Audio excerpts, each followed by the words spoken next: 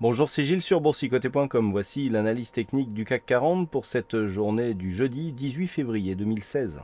Avec une séance qui partait plutôt bien, une ouverture sur un gap haussier rapidement comblé pour finalement clôturer à 4239,76. Le CAC 40 gagne 0,15% sur cette séance, un peu plus de 6 points gagnés par rapport au cours de clôture d'hier. Alors c'est assez décevant compte tenu de la séance, avec notamment cette tentative de rupture ici de cette zone de résistance. Dans un premier temps, on est bien resté ici sur cette partie haute avant de finalement redescendre et de clôturer donc sur cette zone ici, quasiment sur les points hauts d'hier, mais en tout cas sous la zone ici des 4252. Donc on a ici une tentative de sortie.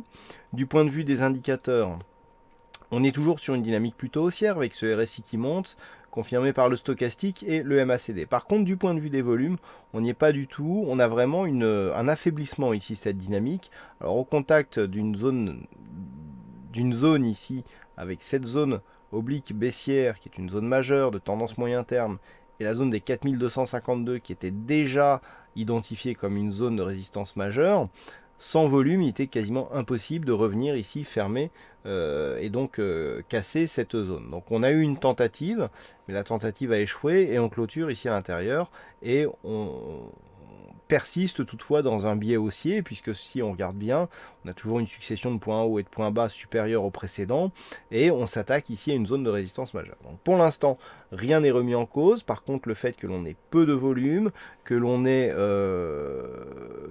des cours ici qui ne tiennent pas le gap, est tout de même un assez mauvais signal pour une éventuelle rupture. Alors, on est un petit peu partagé dans cette configuration technique, à bien y regarder. On a quand même des tests qui s'accélèrent donc sur cette zone de résistance oblique baissière. La résistance commence à durer depuis maintenant quelques semaines. On a eu le premier contact ici début décembre et depuis on est toujours ici dans ce trend baissier. Alors on peut aussi faire le parallèle avec une configuration qui était similaire. Regardez, si on trace ici ces bougies, notamment avec la bougie ici précédente, et si on compare avec cet ensemble de deux bougies ici, on avait quelque chose d'assez similaire, avec une bougie forte conviction, suivie d'une bougie rouge ici faible, avec donc une attaque et un retour ici sous cette zone. On a quasiment la même chose, sauf que ici on ouvre sur un gap et que le gap est clôturé.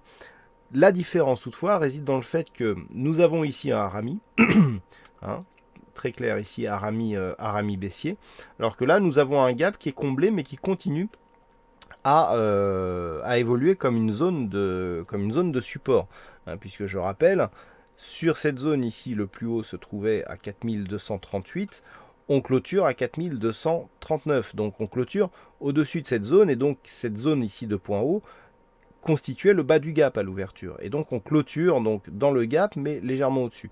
Donc on a toujours ce gap qui, même s'il a été comblé rapidement, agit toujours comme zone de support. Alors ce qu'il faudra vérifier, c'est si demain, c'est toujours pareil, puisqu'au moment où je vous parle, les futurs évoluent légèrement sur une zone légèrement inférieure au niveau de clôture donc de 17h35.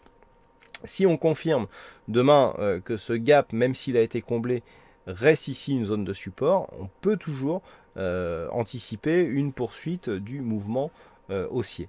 Donc pour l'instant, ici, on est vraiment dans une tentative. La comparaison ici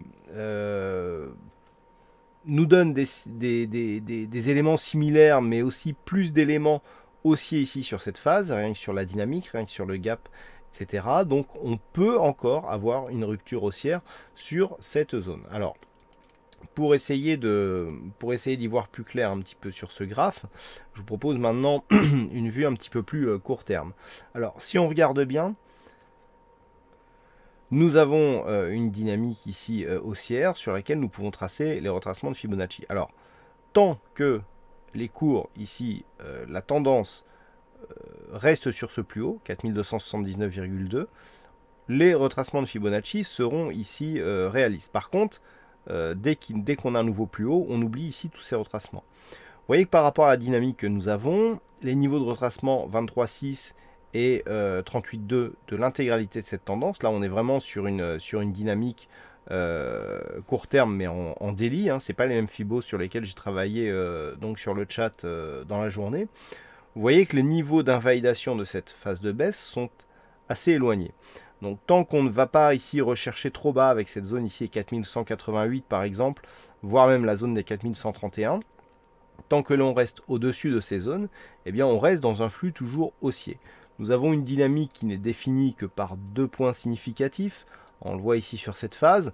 Tant que les cours restent ici au-delà de cette zone, on conserve la dynamique. Mais le fait de casser et de venir consolider, certes casserait la dynamique, mais ne nous placerait pas dans une phase de retournement, en tout cas pas encore, et pourrait déboucher sur une poursuite du mouvement par la suite. Donc pour l'instant, on en est là. Plusieurs points donc vont être à surveiller demain. Regardez sur cette bougie, ce qui est très intéressant, c'est que demain ici, la bougie elle va évoluer là. Donc on a ici une zone avec le support oblique haussier, la résistance oblique baissière et la zone ici de résistance horizontale qui convergent ici vers ce point des 4250 points. Et c'est cette zone qu'il va falloir surveiller demain. Tout va se jouer dès l'ouverture, car en fonction de l'ouverture, eh bien, on aura énormément de signaux. Alors, plusieurs possibilités. Soit on ouvre sous les 4250. On a rupture ici de la zone de support, donc perte de la dynamique. On a incapacité à franchir ici la zone de résistance oblique baissière qui définit la tendance moyen terme, et incapacité de franchir ici cette zone horizontale. Je rappelle que cette zone était précédemment une zone de support qu'il faudrait reprendre. Ici, je vous avais montré, support, résistance, support. Là, ici, on avait cassé, support, support, résistance. Et là, pour l'instant, résistance. Donc cette zone ici, elle est majeure, cette zone des 4250-52. Si on reste sous cette zone, eh bien, on aura cette zone de support qui aura été validée une fois comme résistance et une deuxième fois comme résistance. Et donc, cela équivaudra à une poursuite du mouvement baissier moyen terme.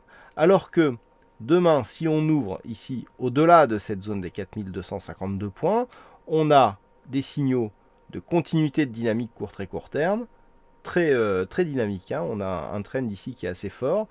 Cassure de la zone de résistance ici oblique baissière qui pourra ensuite par la suite se transformer en support, et cassure de la zone horizontale que je viens de vous indiquer. Donc c'est vraiment cette zone qui dès demain, dès l'ouverture, sera cruciale. La zone des 4250 points, en fonction de l'endroit où on se trouve, eh bien, je dirais que les messages seront tout à fait différents. Alors par contre, le scénario 3, c'est si on ouvre ici sur les 4250, là il va falloir attendre de voir dans quel sens ça se décante, parce que vraiment c'est une zone sur laquelle si on vient se placer dès le matin, ce sera très compliqué. Idem, si on ouvre ici mais juste 10 points au-dessus, on attend un petit peu, parce que c'est là, je veux dire, on va attendre que le point ici soit confirmé quand on aura une belle dynamique qui se décalera au-dessus ou en dessous de cette zone. Mais donc, le point de demain, c'est cette zone ici, 4250, 52 points. À la baisse, tant qu'on ne rebaisse pas ici sous 4188, 131, pas de remise en cause de la dynamique court terme. On peut très bien ici, après cette phase de hausse, consolider et repartir, même si la configuration n'est pas énormément surachetée. Sur une évolution ici supérieure, eh bien on attendra déjà une rupture de cette zone de point haut ici à 4280 puis 4295 nous donnera l'air et validera ici une poursuite du mouvement en direction de cette zone de point haut ici des 4420 points. Voilà donc ce que l'on peut dire sur cette analyse technique du CAC 40. Alors aujourd'hui il y avait un fixing, c'est Sarah qui gagne sur cette session, bravo à toi Sarah. Et en ce qui concerne les statistiques, alors que je retrouve mes statistiques, voilà. Alors on manque un petit peu de cas représentatifs, je vais quand même vous donner les statistiques et on verra si c'est utilisable pour les statistiques à 5 jours. Donc pour demain, alors sur les 15 dernières années, on a seulement 10 cas représentatifs, 10 cas équivalents. Sur ces 10 cas, 6 sur 10, donc 60%, mais on a peu d'occurrences, ont été haussiers. Donc on garde une perspective haussière pour demain, et je vous donnerai les résultats s'il y a vraiment un résultat fort sur la statistique à 5 jours, tout en sachant que par manque d'occurrence, on n'attachera pas trop d'importance cette statistique, hein, puisqu'il n'y aura pas le recul nécessaire pour vraiment valider ce pourcentage comme significatif.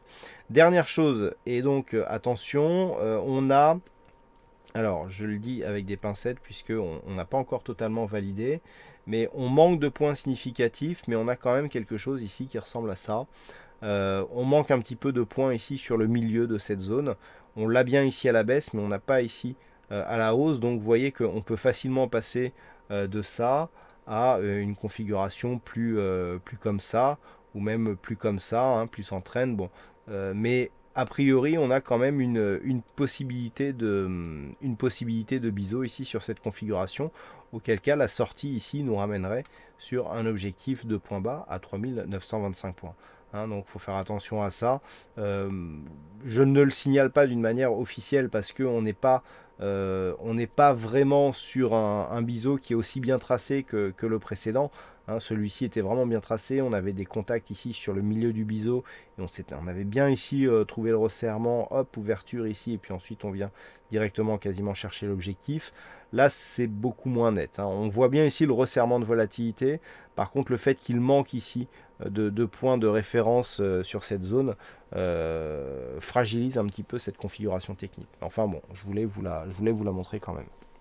Voilà donc pour cette analyse technique du CAC 40. Passez une bonne soirée, bonne chance au prochain trade. On se retrouve donc dès demain pour d'autres analyses techniques sur le site boursicoté.com. Attention, demain, c'est journée à 3 sorcières. Bonne soirée à tous.